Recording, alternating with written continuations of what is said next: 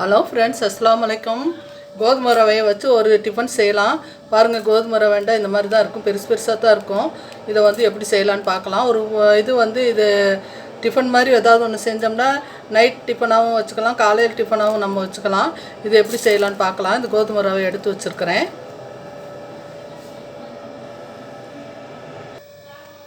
ஒரு கடாய் அடுப்பில் வச்சுருக்கேன். நெருப்பு ரொம்ப ஸ்லோவாக வச்சுக்கோங்க. அதிகமாக வச்சா ரவை வந்து இதாகிடும். இது கொஞ்சம் வறுத்து போட்டால் தான் கொஞ்சம் நல்லாயிருக்கும். அப்படியே போட்டால் கொஞ்சம் பிசு பிசுன்னு இருக்குது. அதனால் நம்ம கொஞ்சோன்னு தேங்காய் எண்ணெய் ஊற்றிட்டு, தேங்காய் எண்ணெயோ நெய்யோ உங்களுக்கு எந்த எண்ணெய் வேணுமோ அந்த எண்ணெயை ஊற்றிட்டு, நம்ம அந்த எண்ணெய் சூடானது இந்த ரவையை போட்டு நம்ம வறுத்து எடுத்துக்கலாம். இந்த ரவையை நான் இதோடு சேர்த்துறேன்.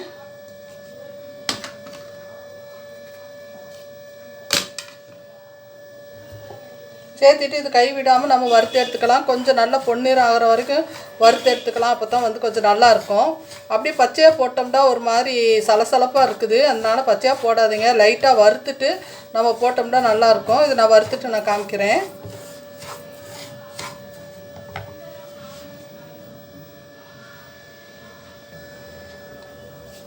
இப்போ நல்லா 2 நிமிஷமோ 3 நிமிஷமோ நான் வறுத்துட்ருக்கிறேன். நல்லா மணம் வருது. கையில் தொட்டால் சூடு அதிகமாக இருக்கணும். அந்த மாதிரி இருக்கும்போது நம்ம எடுத்துடலாம். இதை நல்லா வறுத்துருச்சு, மணமாகவும் இருக்குது. பாருங்கள், இந்த மாதிரி உதிரி உதிரியாக இப்படி இருக்கணும் ரவை. அப்படி இருந்தால் தான் வந்து நல்லாயிருக்கும். தீயும் மீடியமில் சிம்மில் வச்சு நம்ம வறுத்துட்டோம்னா பிரச்சனையே இல்லை, தீயும் தீயாது. இந்த மாதிரி வறுத்து எடுத்துக்கோங்க. இப்போ இதை நான் எடுத்துட்றேன். குக்கர் அடுப்பில் வச்சுக்கிறேன். குக்கருக்கு 2 ஸ்பூன் ஆயில் ஊற்றி வச்சுருக்கிறேன். இந்த ஆயில் காயட்டும்.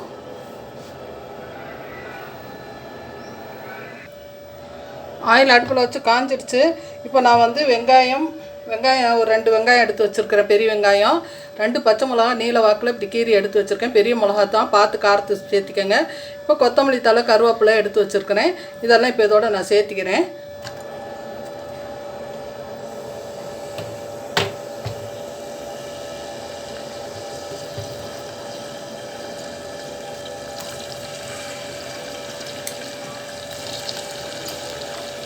இது நல்லா கொஞ்சம் பொன்னிறமாக ரொம்ப கருக விட வேணாம். ஓரளவுக்கு மீடியம் இதில் வந்து வதங்கினா போதும். இது வதங்கட்டும்.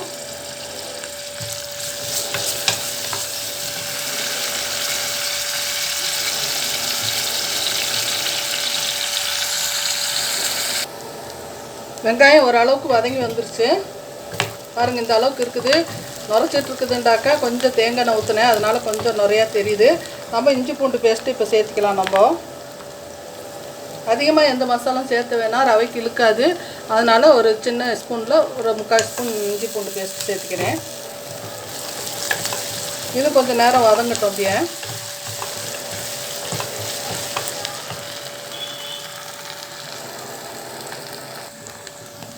இஞ்சி பூண்டு பேஸ்ட் போட்டு வதக்கிடுச்சு. ஒரு சின்ன குட்டி தக்காளி எடுத்து அரிஞ்சு வச்சுருக்கேன். அந்த தக்காளி இதோடு சேர்த்துக்கலாம்.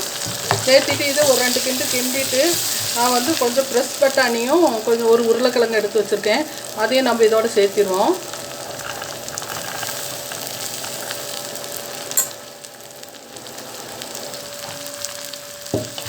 சேர்த்துட்டு இது நல்லா கொஞ்சம் எண்ணெயில் ஆயிலில் அது வரைக்கும் நம்ம கிளறி கொடுக்கலாம்.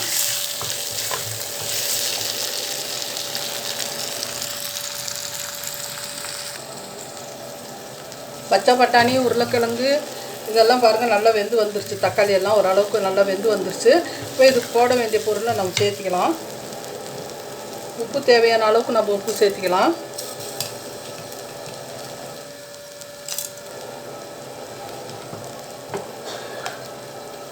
இதில் வந்து கொஞ்சம் பட்டை ஏலக்காய் தூள் எடுத்து வச்சுருக்கிறேன், கொஞ்சம் மிளகாத்தூள் எடுத்து வச்சுருக்கேன், கொஞ்சம் தனி மிளகாத்தூள் தான், கொஞ்சம் மஞ்சள் தூள் எடுத்து வச்சுருக்கேன். அதையும் இதோட நம்ம சேர்த்திக்கலாம்.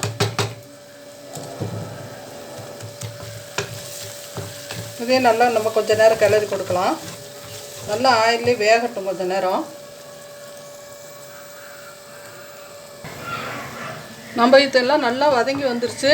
இப்போ தீயை கொஞ்சம் கூட்டிக்கலாம். நம்ம கொஞ்சம் தண்ணி ஊற்றுற வரைக்கும் அப்படியே இருக்கட்டும். இப்போ இந்த ஒரு கப்பில் வந்து 1 கப்பு ரவை தட்டை எடுத்திருக்கேன். 3 கப்பு தண்ணி ஊற்றுனீங்கன்னாக்கா கொஞ்சம் ட்ரையாக இருக்கும். 4 கப்புண்டா கொஞ்சம் கொலன்னு இருக்கும்.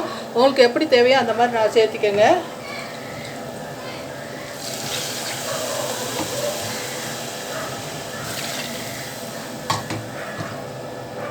நான் 3 கப்பு தண்ணி சேர்த்திருக்கிறேன். ஓரளவுக்கு உதிரியாக இருக்கும். இது கொதி வரட்டும் பார்க்கலாம். இப்போ நம்ம வந்து இந்த டிஃபனுக்கு வச்சுருக்க தண்ணி வந்து கொதிக்க வருது. இப்போ வந்து நாங்கள் கோதுமை ரவையை இதோடு சேர்த்திக்கலாம். கொதி வரட்டும். நல்லா ஒரு கொதி வந்த பிறகு நம்ம சேர்த்தணும். பாருங்கள், காயெல்லாம் நல்லா இருக்குது. நல்லா வெந்துடும் நம்ம விசில் போட்டால். வந்து கொஞ்சம் நேரம் இதாகட்டும். இப்போ இது கொதி வர்ற பக்குவத்தில் இருக்குது. பாருங்கள், கொதிக்குது. இப்போ வந்து இந்த ரவையை நம்ம இதில் சேர்த்திக்கலாம். கொஞ்சம் கொஞ்சமாக சேர்த்து இப்படி கிளறி கொடுங்க. நீங்கள் தண்ணி அதிகமாக கொஞ்சம் கொலன்னு சாப்பிட்றவங்களா இருந்தால் இன்னும் கொஞ்சம் தண்ணி சேர்த்து வச்சுக்கோங்க. கொஞ்சம் உதிரியாக இருக்கணும் அப்படின்னு நினச்சாக்கா கொஞ்சம் இதே மாதிரி வச்சுக்கலாம். எப்படி வேணுமோ அந்த மாதிரி தண்ணி கூட்ட குறைக்க வைக்கலாம். இது ஒன்றும் இதாகாது. அதனால் வந்து இது பயம் இல்லாமல் நம்ம வந்து சேர்த்துக்கலாம் தண்ணியை. பாருங்கள், இப்போ எவ்வளோ கொலன்னு தான் இருக்குது. ஆனால் ரவை நல்லா மொத்தமாக இருக்கிறதுனால இந்த கோதுமை ரவை அது வேகிறதுக்காக கண்டிப்பாக நம்ம இந்த மாதிரி தான் செஞ்சு ஆகணும். அதனால் வந்து இது இப்படி ஒரு கொதி வரட்டும். 2 கொதி வர விட்டு தான் மூடி போடணும். அது வரைக்கும் நம்ம போடக்கூடாது. பட்டுன்னு தெரிக்கும். தீ கொஞ்சம் சிம்மில் கொஞ்சம் மீடியமில் வச்சுக்கோங்க. வச்சுட்டு இது கொதி வந்த பிறகு நம்ம மூடி போட்டுக்கலாம். பாருங்கள், நல்லா கொதிக்குது.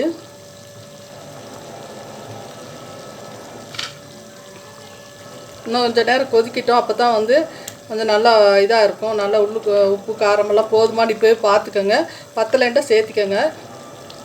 பாருங்கள், இப்போ தண்ணியெல்லாம் கம்மியாயிருச்சு. தண்ணி இழுத்துருச்சு. இப்போ வந்து நம்ம மூடி போட்டு வச்சிடலாம். மூடி போட்டு 2 விசில் நான் விடுறேன். விட்டுட்டு நம்ம எடுத்துகிட்டு பார்க்கலாம்.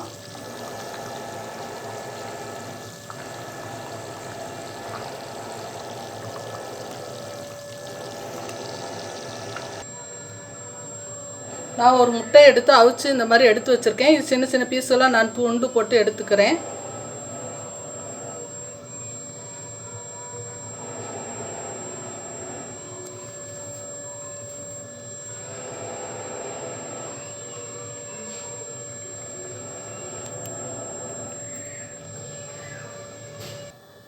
இப்போ இது 2 விசில் வந்துருச்சு. இதை தூக்கி இந்த பக்கம் வச்சுக்கிறேன். கொஞ்சம் நேரம் இதாகட்டும். இப்போ இந்த ஒரு சின்ன ஒரு கடாயில் வந்து ஒரு 1/4 ஸ்பூன் தேங்காய் எண்ணெய் மாத்திரம் கொஞ்சமாக ஊற்றி வச்சுருக்கிறேன். அதில் நான் கொஞ்சம் மிளகாத்தூள் போட்டுக்கிறேன். காரம் வேண்டாம் சேர்த்திக்கங்க. இல்லாட்டி அதில் அதிகமாக இருந்துச்சுன்னா இதில் குறைச்சிக்கோங்க. நான் சும்மா கொஞ்சம் ஒரு 2 பிஞ்ச் அளவுக்கு மிளகாத்தூள் நான் சேர்த்துறேன். என்ன காயில் தான் இருந்தாலும் கரிஞ்சு போயிடும். அதனால இப்போ போட்டுக்கிறேன் நான்.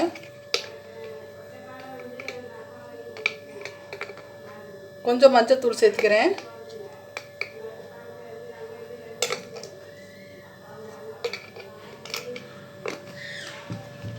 ஒரு முட்டை தான், அதனால் ஒரு பிஞ்ச் உப்பு சேர்த்துக்கிறேன். இந்த அளவுக்கு உப்பு சேர்த்துக்கிறேன். சேர்த்துட்டு இப்போ நெருப்பு கொஞ்சம் கூட்டி வச்சுக்கோங்க. கூட்டி வச்சுட்டு இது கொஞ்சம் கிளறி கொடுக்கலாம்.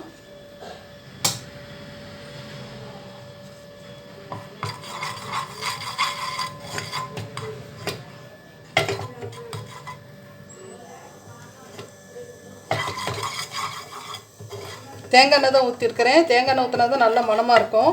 இப்போ வந்து நான் இந்த முட்டையை வந்து இந்த மாதிரி அரிஞ்சு வச்சுருக்கிறேன். அதை இது கூட சேர்த்திக்கலாம். நம்ம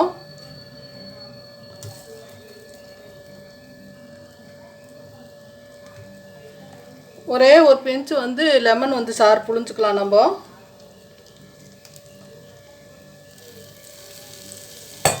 இதை கொஞ்சம் கலந்து கொடுத்துடலாம். அப்படியே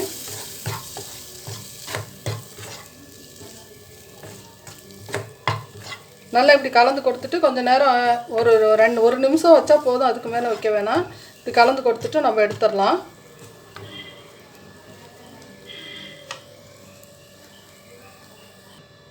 இந்த கோதுமை ரவை டிஃபன் எப்படி வந்திருக்குதுன்னு பார்க்கலாம். விசில்லாம் அடங்கிருச்சு. நல்லா கலர்ஃபுல்லாக வந்திருக்குது.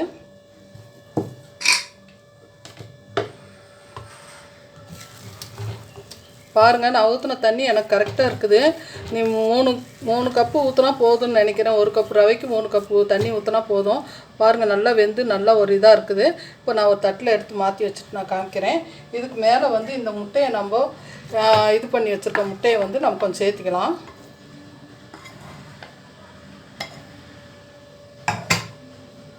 நமக்கு ரவையும் ஹெல்த்தி. இது கோதுமை ரவை, அதோட முட்டையும் போட்டு நம்ம கொடுத்தோம்னா குழந்தைங்களுக்கு கொடுத்தாலும் நம்மளும் பெரியவங்களும் சாப்பிட்லாம். நல்லா இது ரொம்ப நல்லாவும் இருக்கும். இது வந்து நான் ஒரு தட்டில் மாற்றி வச்சுட்டு நான் காமிக்கிறேன்.